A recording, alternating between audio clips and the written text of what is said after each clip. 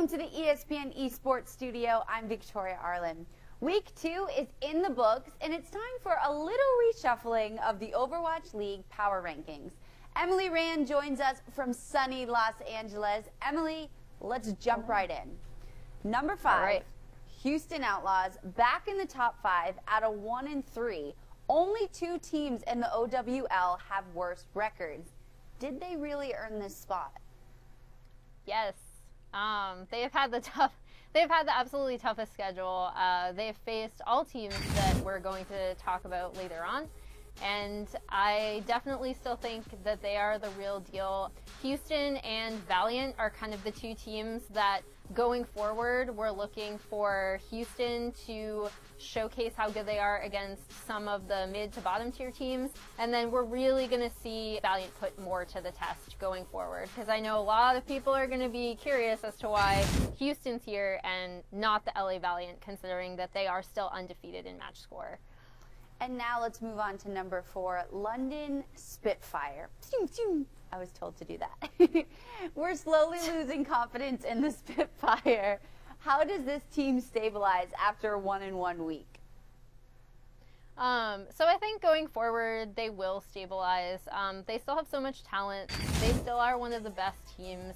I think we are seeing them struggle possibly a bit with this new map pool, which has, along with some of these new rosters that have come in, kind of shaken up a lot of the standings and what we've expected from some of these teams.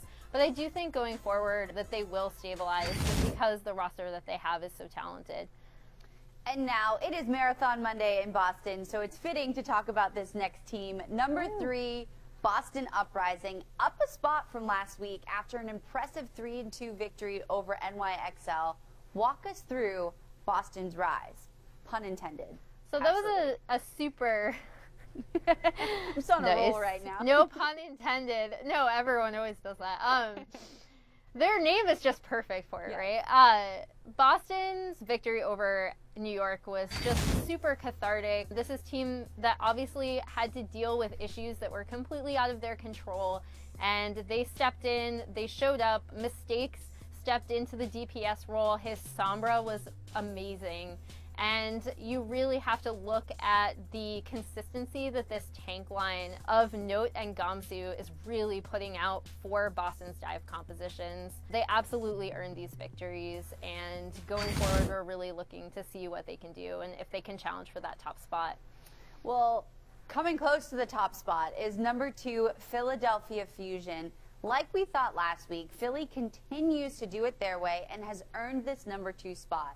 How influential was EQO's return this week?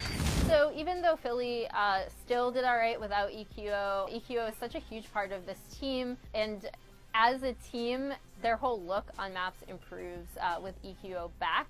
I think now is the time for them to, especially with maybe some fall, like a NYXL not performing as well this past week, now is the time to see if Philly or Boston or one of those teams can challenge for the top spot. Speaking of the top spot, number 1, NYXL. Are we surprised? Maybe. Tough week though at 1-1 with a loss against Boston and a close win against Houston. Are we going to see a new number 1 at this rate? So, as we've said before, Boston and Houston are still 2 really strong teams. And New York, although they did end up losing that series to Boston, I still think they are absolutely the best team. Again, they can still rotate in different DPS players. Their support line is phenomenal. They just have so many components, and they know how to use these players really, really well for different lineups and different compositions. As always, Emily, thank you so much for joining us. Enjoy the sunshine. We have snow here. Thank you. For more esports coverage, keep it locked in right here at ESPN.com/esports.